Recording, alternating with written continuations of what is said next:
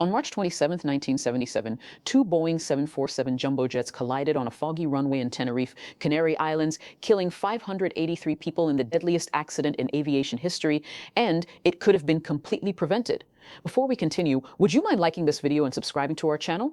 Now let's discover how a series of tragic mistakes led to disaster. The day started with a terrorist bomb exploding at Gran Canaria Airport, forcing dozens of planes to divert to the small Los Rodeos Airport in Tenerife.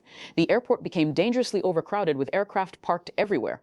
Two Boeing 747s were involved: KLM Flight 485 from Amsterdam and Pan Am Flight 17036 from Los Angeles. Both massive jumbo jets were filled with passengers eager to reach their vacation destinations in the Canary Islands.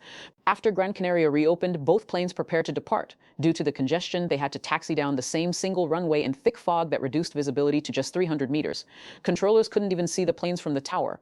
KLM Captain Jacob van Zanten, one of the airline's most experienced pilots and head of flight safety, was in a hurry. Dutch law limited his duty hours, and any delay would force him to ground the plane overnight in Tenerife. As KLM began its takeoff roll without clearance, the Pan Am jet was still on the runway ahead, hidden in the fog. The Pan Am crew heard KLM announce, "We are now at takeoff," and realized with horror what was about to happen. Pan Am desperately radioed, "We're still taxiing down the runway," but radio interference garbled the transmission. The air traffic controller heard it, but KLM did not. Captain Van Zanten continued accelerating down the foggy runway. The KLM flight engineer noticed something wrong and asked, "Is he not clear?" That Pan Am, but Captain Van Zanten dismissed the concern. This was his fatal mistake. He assumed the runway was clear without confirmation. At the last second, the KLM first officer spotted Pan Am through the fog and screamed, "There he is!" Captain Van Zanten pulled back desperately, trying to lift off early, but it was too late. The KLM 747's tail struck the runway as it struggled to climb. The nose lifted, but the fuselage smashed directly into Pan Am's upper deck at over 150 miles per hour, shearing off the top of the aircraft. Both planes exploded in massive fireballs. KLM's plane briefly became airborne before crashing 150 meters away and exploding again. All 248 people aboard KLM died instantly, including Captain Van Zanten. On the Pan Am aircraft, 335 of 396 people died.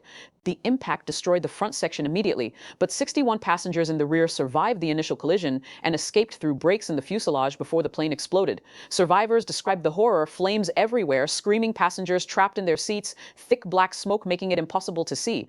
Those who escaped ran through burning debris to reach safety. The investigation revealed a catastrophic chain of failures: radio interference, language confusion, impatience, fog, and most critically, Captain Van Zanten's decision to take off without clearance, violating basic aviation protocol. This disaster changed aviation forever. It led to standardized communication phrases, mandatory crew resource management training where junior crew can challenge captains, and improved ground radar systems at airports worldwide. That's your ultimate history knowledge bomb. If this preventable disaster shocked you, smash that like button. Subscribe to 3 Min Knowledge for more tragic moments that change safety protocols forever.